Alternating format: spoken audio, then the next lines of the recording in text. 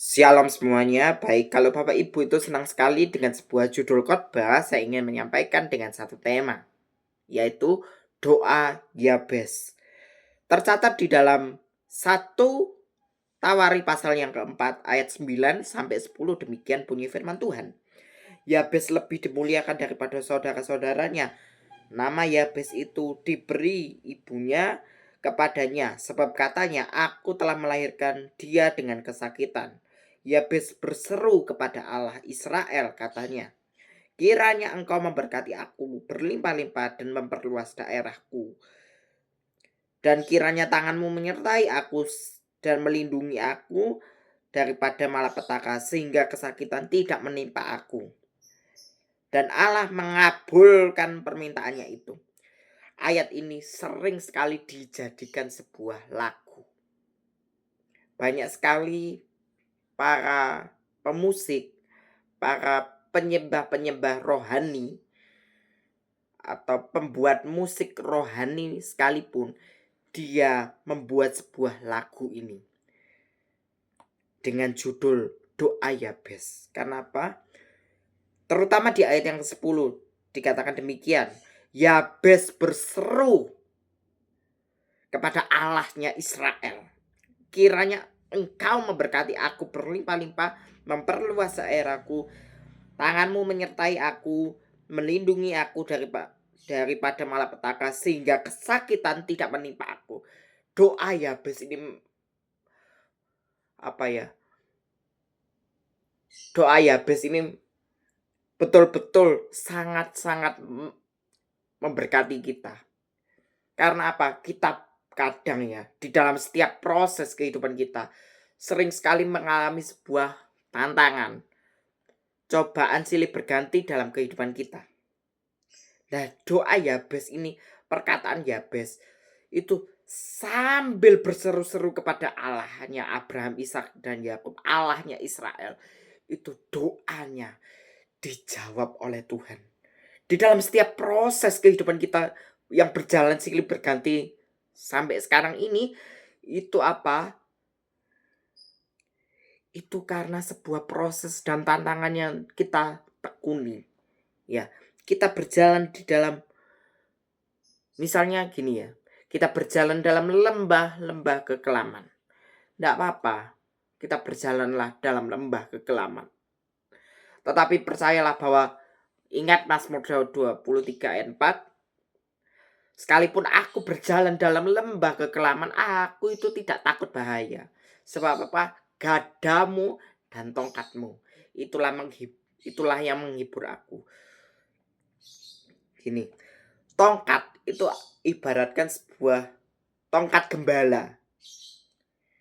Itu yang menuntun domba-dombanya menuju sebuah padang rumput yang hijau. Sedangkan gada itu ibaratkan sebuah tongkat yang tengah-tengahnya ada besi, itu yang biasanya yang memukul para yang jahat, maksudnya orang-orang fasik ya, gitu. Tapi dari kisah inilah kita dapat belajar bahwa gada dan tongkatlah yang menghibur kita. Sekalipun aku berjalan dalam lembah kekelaman, aku tidak takut bahaya.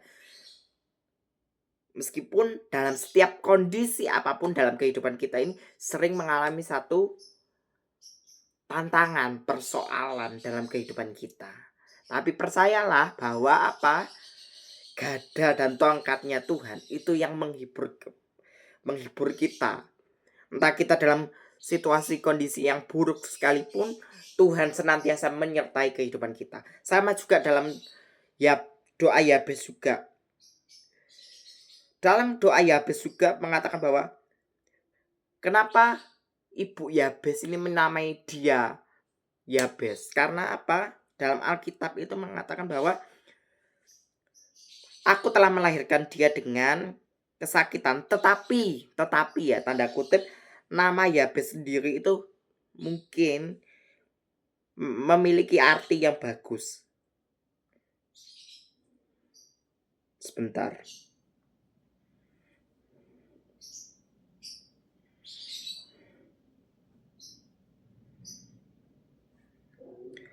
Nah, dari sinilah gini, nama Yabes adalah seorang keturunan dari suku Yehuda. Yabes dilahirkan dengan kesakitan. Karena itulah ibunya memberi nama Yabes. Artinya adalah kesakitan atau penyebab kesakitan. Doa Yabes juga mengajarkan kepada kita untuk betul-betul mengandalkan Tuhan di dalam setiap aspek kehidupan kita. Dalam satu Tawarikh 4 ayat 10 dikatakan bahwa kiranya engkau memberkati aku, berlimpah-limpah memperluas daerahku, tanganmu menyertai aku, melindungi aku dari mana petaka sehingga kesakitan tidak menimpa aku.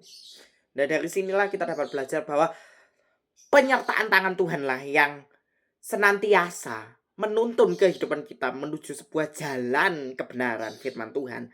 Dan apa? Karena Yesus adalah satu-satunya jalan keselamatan.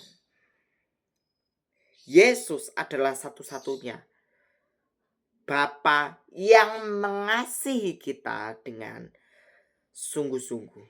Dengan kasihnya Bapa. Ingat dalam pengorbanan Yesus di atas kayu salib. Ingatlah itu bahwa kasih Bapa melebihi dari segalanya. Ingat doa Yabes juga ada poin pentingnya. Yang dipanjatkan Yabes dalam doanya. Ada 4 poin. Poin pertama, berkatnya Tuhan. Kedua, memperluas daerah. 3, penyertaan Tuhan. Dan perlindungan dari malapetaka. Seringkali kita dihadapkan sebuah masalah dalam kehidupan. Betul? Betul ya Bapak Ibu ya. Banyak sekali masalah dalam kehidupan. Tetapi percayalah, kalau kita berjalan terus dalam kebenaran firman Tuhan, maka akan memperoleh sebuah penyertaan tangan Tuhan yang senantiasa melindungi, menjaga dalam setiap aspek kehidupan kita. Yuk baca lagi.